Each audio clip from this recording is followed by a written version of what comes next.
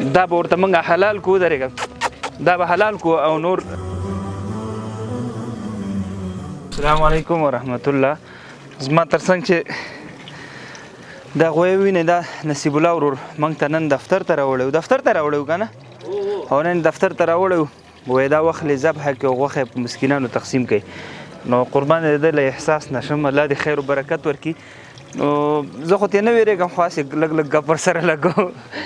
نو واقعا په دغه سختو حالاتو کې د داسې کورنۍ او داسې خویندې داسې ورونه دلته شته چې هغې په میاشتو میاشتو غوښه نه یې لیدلې.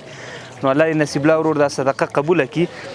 دا به ورته موږ حلال کو درېږه دا به حلال کو او نور به خدای پاماني سره وکړو، غوښه به تقسیم کړو. خدای پامان. السلام علیکم.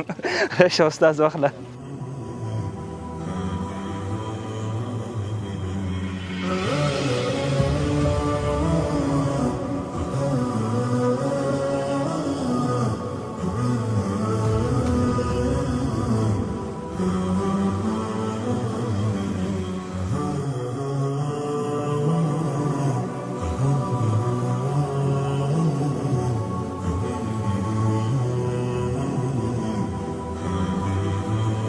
خداوند آدم هم میگم هر کوبه که دیگه خداوند آدم برای